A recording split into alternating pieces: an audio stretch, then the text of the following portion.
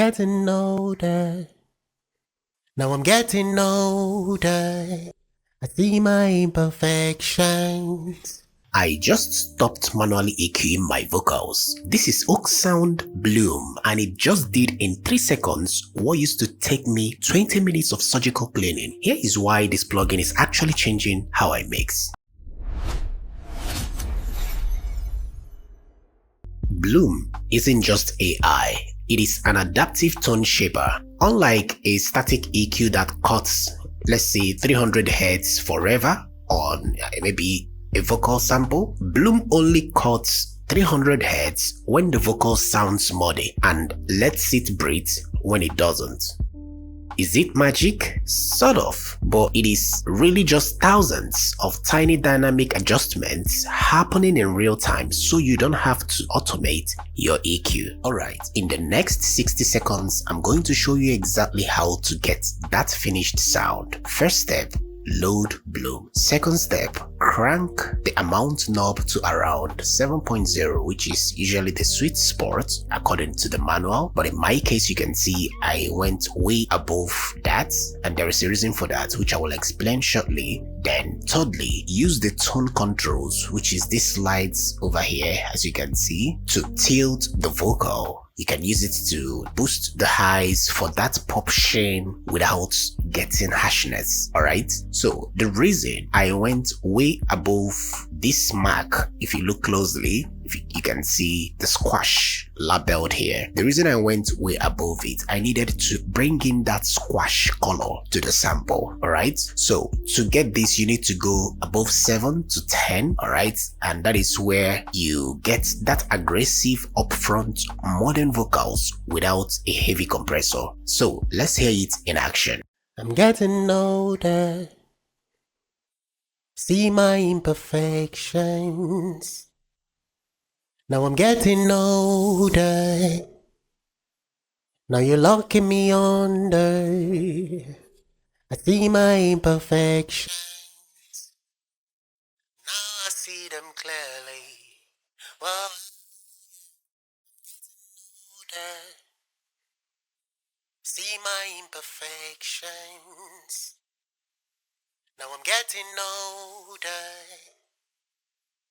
Now you're locking me under. I see my imperfections.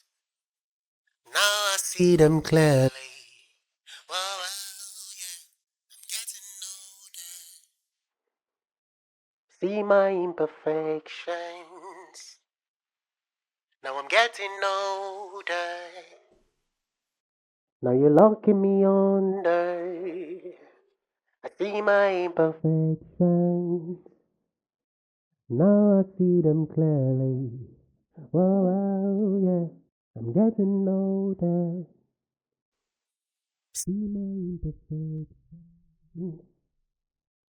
Now I'm getting older.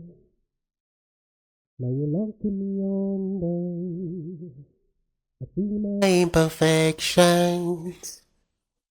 Now I see them clearly. Well, yeah, I'm getting older. See my imperfections. Now I'm getting older. Now you're locking me under.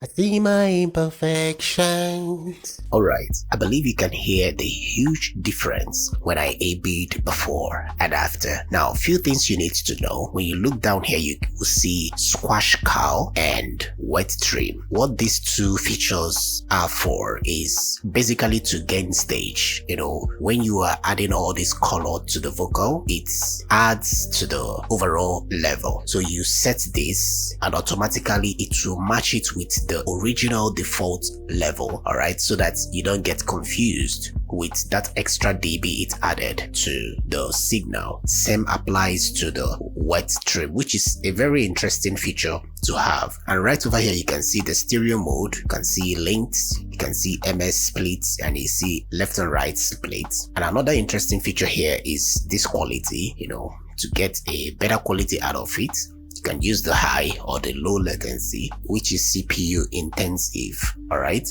now you can see the attack and the release, which simply is the upward and downward compressor settings. The attack is for the upward processing, and one good thing about this plugin is when you hover your mouse over a feature, it tells you what it is. So if you look closely below, you will see it says adjusts how quickly the processing reacts to upward level changes, and for the release it says adjusts how quickly the processing reacts to downward level changes. Alright, so it's basically it, and it came with some interesting factory presets you can try out. Right above here you can see a sidechain knob and a delta knob. During my test period, I realized that this plugin is CPU intensive, especially when you have multiple instances of this plugin on different channels, followed by the price. It is $200+, and the question is it worth it? So if I'm to say, if only you value your time more than your money, but I mean no disrespect to the developer, but personal opinion, I think it is on a way higher price. Okay, then finally, it is not a plugin that you can say it is fix it all kind of a plugin. Take for example, if your recording is clipping or it has a bad room reflection, you can't find any feature there that will help you control the clipping or that will help you fix that room reflection. So in this case, Bloom would not save you. So that is what I have to say for the downsides. But my final verdict, this is the first plugin I've used that actually understands what a good vocal sounds like. So if you are on a budget and can't afford Bloom, check out my other videos on this playlist playing on the screen now. I strongly believe you're going to find a plugin that has similar functionalities that is 100% free. But let me know what you think about Bloom in the comments below. And that brings us to the end of today's video. If you found it helpful, leave your comments, like it, share it if you like, subscribe, and most importantly, turn on your bell notification so that when next I make videos like this, you get notified. As always, stay creative, stay focused, and bye for now. I'm getting older. Now I'm getting older. I see my imperfections.